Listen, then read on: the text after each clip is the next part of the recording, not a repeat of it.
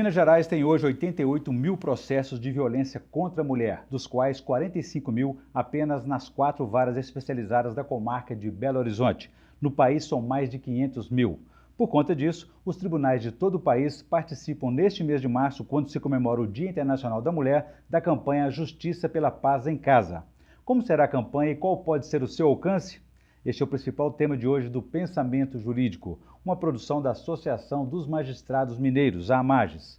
Para falar sobre o assunto, nós vamos conversar com a desembargadora Evangelina Castilho Duarte. Ela é superintendente da Coordenadoria da Mulher em Situação de Violência Doméstica e Familiar do Tribunal de Justiça de Minas Gerais. Ela é magistrada há 30 anos e já passou por 4 comarcas: Carangola, Areado, São Sebastião do Paraíso e Belo Horizonte, onde está há 21 anos, dos quais 12 como desembargadora. Doutora Evangelina, obrigado por mais uma vez estar aqui no Pensamento Jurídico. É um prazer estar aqui. Muito obrigado. Nós teremos também o quadro Pensamento Literário, em que a senhora fará indicações de leitura para os nossos telespectadores. Doutora Evangelina, como surgiu e como será essa campanha nacional que tem o nome de Justiça pela Paz em Casa? Essa campanha surgiu da preocupação da ministra Carmen Lúcia, que também é uma preocupação dos presidentes de todos os tribunais de Ministra Justiça. Carmen Lúcia, que é vice-presidente do Supremo Tribunal Federal. Mineiro, inclusive. Exatamente. E de todos os presidentes de tribunais de justiça do país, de reduzir o número de feitos envolvendo violência doméstica e familiar, violência contra a mulher. E os números são muito altos, como você já informou, então surgiu dessa preocupação da ministra para reduzir esse número. Seria uma espécie de mutirão, exemplo do que é feito na Semana Nacional de Conciliação, em que os assuntos, as ações nesse sentido são julgadas com mais agilidade? Exatamente. O termo que a ministra Carmen Lúcia está usando é um esforço concentrado, porque ela considera que mutirão já é um termo bastante desgastado e que enfrenta resistências. Então, o esforço concentrado, em princípio, dos juízes das próprias varas concentrarem esses julgamentos, essas audiências no mês de março, antecipando as que forem possíveis de antecipação e realizando esses julgamentos no mês de março, de forma a reduzir esse número. E o nome Campanha pela Justiça pela Paz em Casa realmente assim, é um nome mais atraente, mais forte e até mais expressivo. Agora, essa campanha ela vai focar, como no caso da conciliação, por exemplo, ela vai focar alguma situação específica, alguma prioridade, por exemplo, os casos de homicídios contra as mulheres?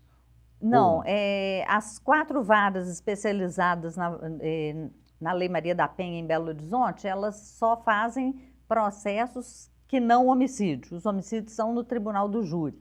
Então, nós conseguimos a adesão das 4 varas, com adesão de juízes voluntários, cooperadores, e vão ser realizadas audiências em período integral, na parte da manhã e na parte da tarde, nas 4 varas de Belo Horizonte.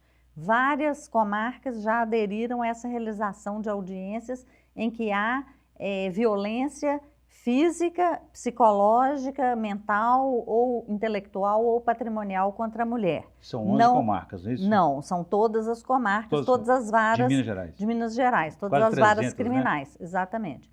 E nós conseguimos adesão, isso até antes da ministra desencadear a campanha, a Concive já tinha pensado em realizar uma concentração de julgamentos de júri, aí sim de crimes de morte de mulheres.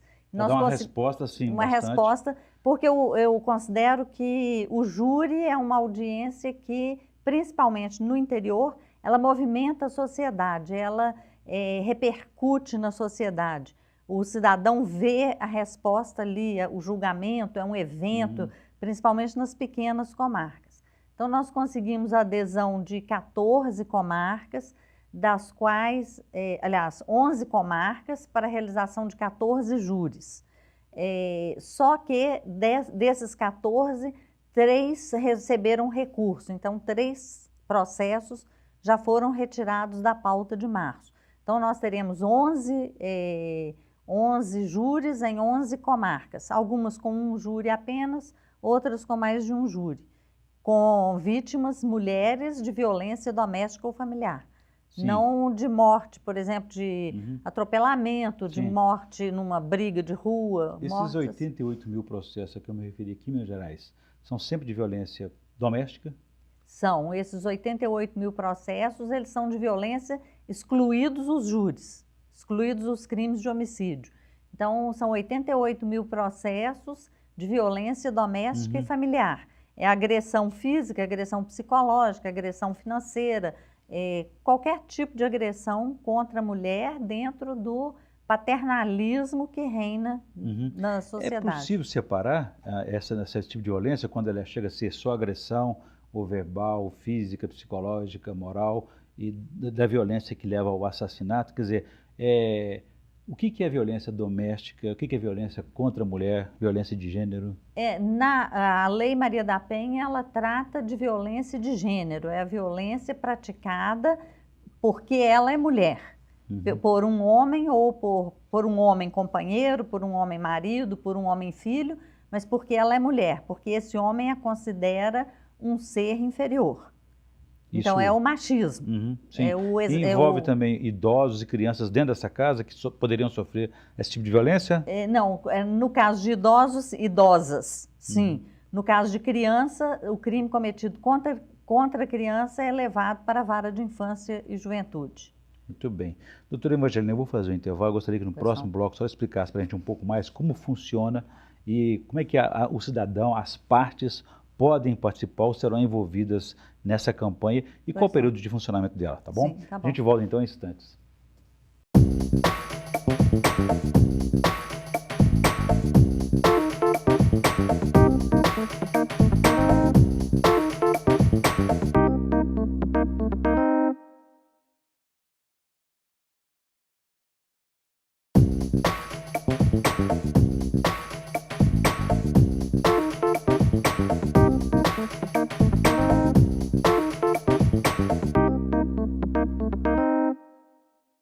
Estamos de volta com Pensamento Jurídico, uma produção da Mages. Participe de nosso programa pelo e-mail pensamento@mages.com.br, pensamento@mages.com.br. Hoje estamos discutindo sobre a campanha Justiça pela Paz em Casa contra a Violência Doméstica, que acontece no mês de março, neste mês de março, o mês do Dia Internacional da Mulher. A nossa entrevistada é a desembargadora Evangelina Castilho Duarte, que é superintendente da Coordenadoria da Mulher em Situação de Violência Doméstica e Familiar do Tribunal de Justiça de Minas Gerais.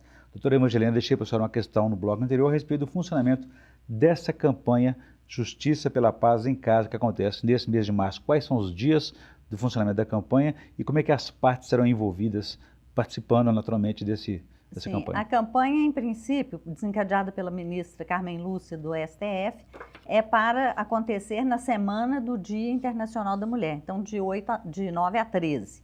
Mas em Minas nós vamos alargar essa campanha para todo o mês de março. Então nós vamos concentrar a realização de audiências em 2 horários, em Belo Horizonte e no interior, antecipando as audiências com violência, de crimes de violência doméstica e familiar. Nós vamos envolver juízes das varas, os titulares, e juízes cooperadores, por enquanto, voluntários.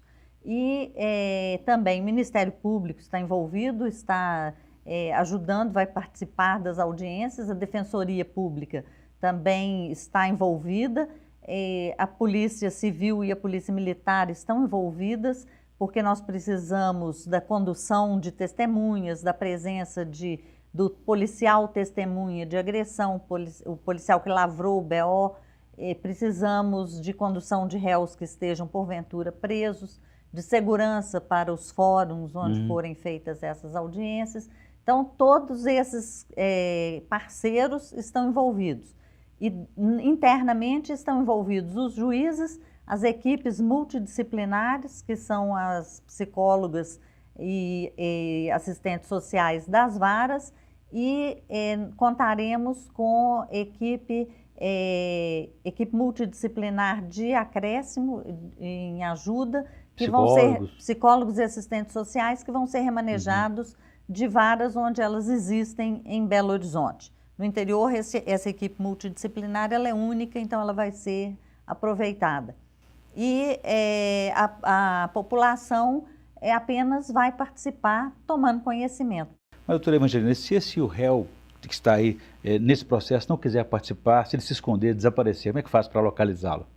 Por isso nós precisamos da Polícia Militar e da Polícia Civil, que serão as parceiras para conduzir também os réus, conduzir testemunha, comparecer eles próprios como testemunhas e conduzir o réu em caso de resistência ao comparecimento. A violência, a campanha é pela justiça, pela paz em casa, mas a violência contra a mulher nem sempre acontece só dentro de casa, às vezes na vizinhança. E esse tipo de violência também está sendo envolvido nessa campanha? Desde que ela seja decorrente de uma relação familiar ou afetiva, não importa o local onde ela aconteça. Para que ela se enquadre na Lei Maria da Penha e na campanha, é preciso que a violência seja decorrente de uma situação, de uma relação familiar ou uma relação afetiva. O foco dessa campanha seria mais ou menos a questão dos tribunais de segunda instância julgando os casos da primeira instância? Não, o foco da campanha primeiro é a primeira instância julgar aqueles 45 mil processos das varas de Belo Horizonte e os 88 mil processos das varas do interior, englobando as varas do interior. Então, o foco é da campanha da primeira instância. Num segundo momento, ainda não existe desencadeada essa campanha, mas esses processos vão naturalmente desaguar em segunda instância. Então, vai ser preciso também um esforço concentrado nos tribunais. Doutora Evangelina, fala-se muito em alcoolismo e crise econômica, mas parece que a principal causa da violência contra a mulher é a questão do machismo ainda. Exatamente. A questão da violência contra a mulher, ela é ligada ao machismo. O alcoolismo, a crise financeira, o desemprego, tudo isso influencia.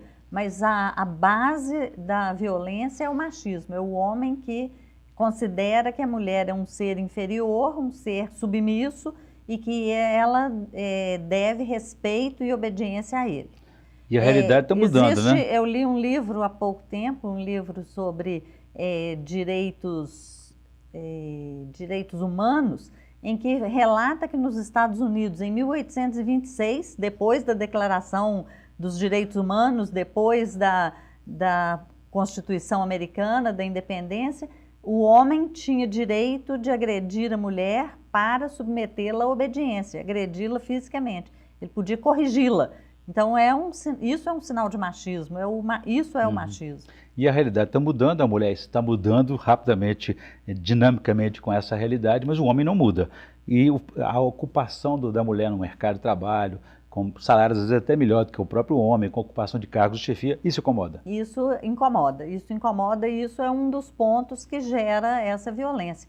E algumas vezes até porque o homem é machista, a sociedade é machista, e essa sociedade corrobora a atitude dele. Então, ele acha que pode submeter e tem direito a esse respeito subserviente. E essa violência tem se agravado de tal forma que chega até o assassinato de uma mulher por ser mulher. A senhora acredita nessa tese, nessa classificação de femicídio?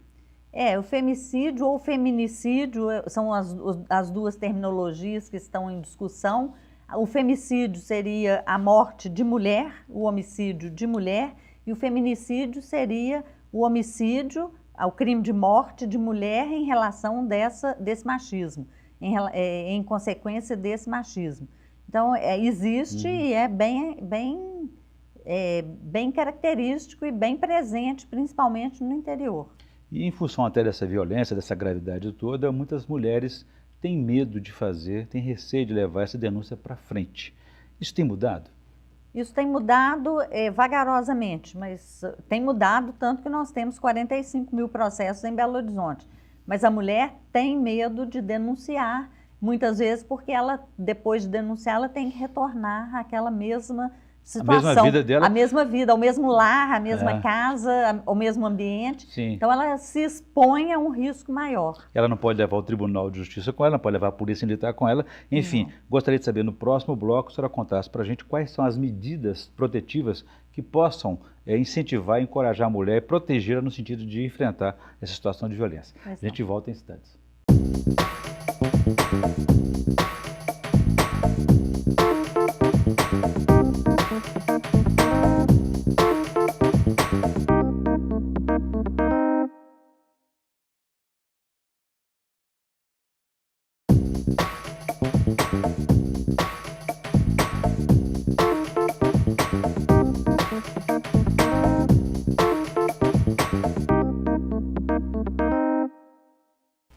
Estamos de volta com o Pensamento Jurídico, uma produção da Amages. Participe de nosso programa pelo e-mail pensamento@amages.com.br. Hoje estamos discutindo sobre a campanha Justiça pela Paz em Casa, que vai ser desencadeada neste mês de março contra a violência contra a mulher. A nossa entrevistada é a desembargadora Evangelina Castilho Duarte, que é superintendente da Coordenadoria da Mulher em Situação de Violência Doméstica e Familiar do Tribunal de Justiça de Minas Gerais.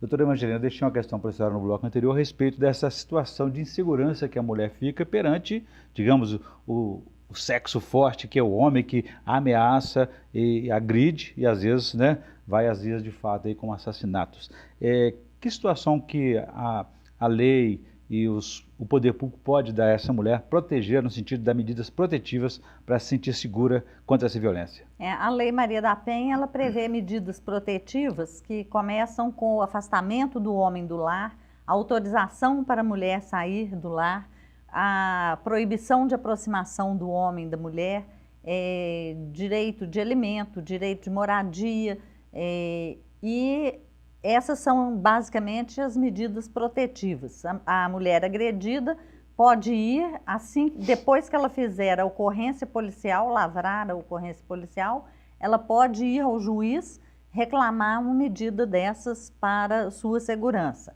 E no caso de Minas, a SEDES, a Secretaria de Defesa Social, ela implanta nesse cidadão uma tornozeleira eletrônica, que fica monitorada, e acusa a aproximação dele dessa mulher. Se aproximar de um raio assim de 100 metros, exatamente, acusa a presença dele. E a Prefeitura de Belo Horizonte tem a Casa Bem-vinda, que é uma casa com endereço sigiloso, em que a mulher, quando ela não pode retornar ao lar, quando a situação é tão grave que se ela retornar, ela pode ser, mesmo que ele esteja proibido de aproximar, ela pode ser novamente agredida ou morta, a mulher, essa vítima, pode ser encaminhada para a Casa Bem-vinda.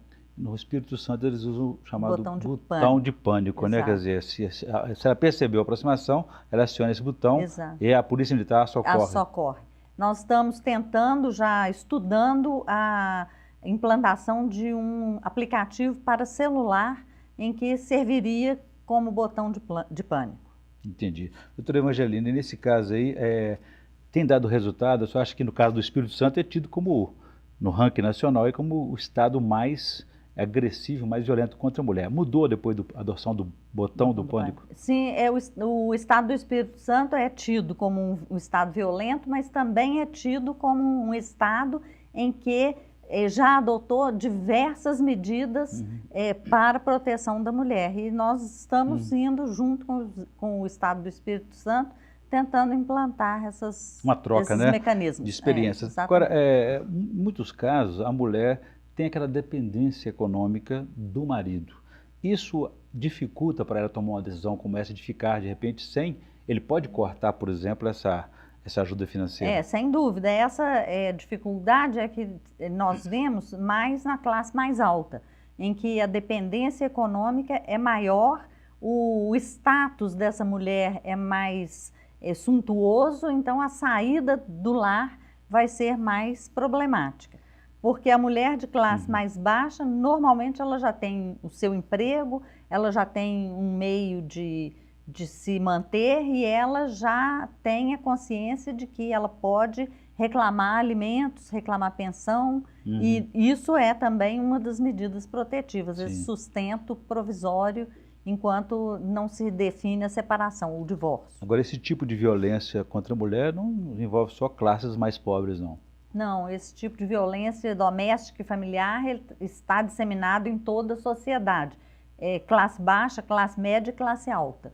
Tanto que minha campanha de Justiça vai à Escola já detectou que existem bairros de classe alta, zona sul de Belo Horizonte, em que há violência. A própria Maria da Penha, que deu nome a essa lei de combate à violência doméstica, é fruto de uma situação, de uma relação que ela é de uma classe social universitária até, inclusive. Exato, ela é de classe média alta, né? Média esclarecida, esclarecida, mas foi vítima durante muito tempo até redundar numa gravidade muito séria. Entendi. Eu volto a esse tema daqui a pouquinho, gostaria que antes a senhora fizesse a indicação de leitura para os nossos telespectadores no quadro Pensamento Literário, por favor. Sim.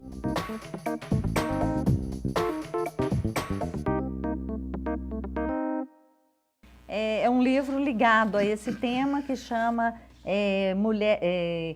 Ciranda das Mulheres Sábias, de Clarice Píncola, que trata da sabedoria feminina e da solidariedade feminina, das relações entre mulheres, entre mulheres e mulheres, mulheres e mães, mulheres e filhas, mulheres e amigas, essa rede de solidariedade que fortalece a mulher. Então é um livro interessante para essa ocasião. Uma boa indicação da mulher como protagonista, né? Exato, si mulher mesma. Como protagonista e como uma mulher sábia, porque é um livro sobre mulheres sábias. Aliás, isso que deve incomodar os homens, né?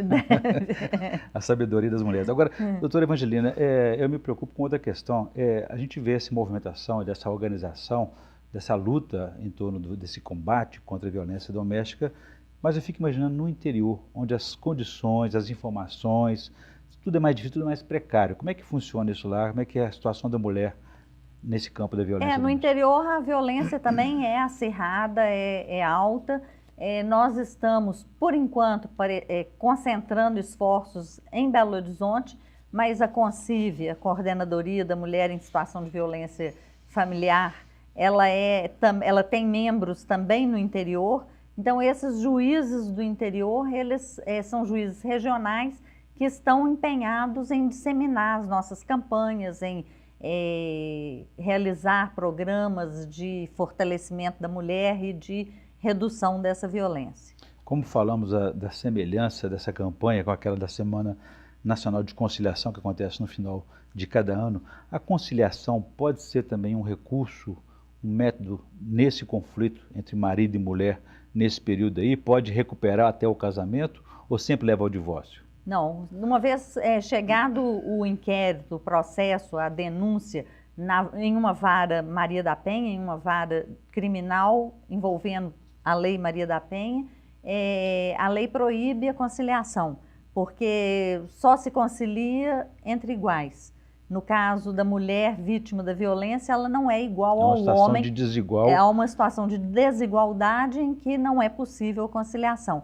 Então, chegando ao processo criminal envolvendo a Lei Maria da Penha, a saída vai ser ou absolvição ou condenação desse homem. E quase sempre também é de privação da liberdade? Que tipo de punição ele leva? Sempre privação da liberdade, porque não é possível o pagamento de pena pecuniária nesses casos.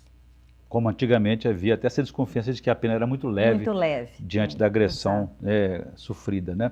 Doutora Evangelina, nós estamos na reta final aqui do nosso programa. Em média, o tempo que se julga esse processo de Lei Maria da Penha, quanto tempo leva normalmente? As medidas protetivas, elas são decididas em, no máximo, 48 horas. Se for reclamada, em 48 horas ela vai ser concedida ou negada. Então, ela tem uma decisão sobre a medida protetiva. O processo é um processo longo, porque precisa de interrogatório, precisa ouvir a vítima, precisa de testemunhas, mas nós queremos, com essa campanha, também concentrar esses julgamentos em, no máximo, 6 meses, 8 meses, para reduzir esse volume de 45 mil processos em Belo Horizonte e 88 mil em Minas Gerais. Entendi, porque o tempo é muito importante para quem está correndo riscos, né? Riscos aí de mais agressões e de morte até. Bom, eu conversei aqui com a desembargadora Evangelina Castilho Duarte, que é desembargadora do Tribunal de Justiça de Minas Gerais e superintendente da Coordenadoria da Mulher em Situação de Violência Doméstica e Familiar. E discutimos aí, falamos sobre a campanha que acontece nesse mês de março, a Justiça pela Paz em Casa, contra o aumento da violência contra a mulher. Doutora Evangelina, obrigado pela entrevista, foi um prazer recebê-la aqui no Pensamento Jurídico. De nada, é um prazer também estar aqui. Muito obrigado. Bom, ficamos por aqui. Se você quiser participar, escreva para pensamento@mages.com.br, pensamento@mages.com.br. Obrigado e até a próxima.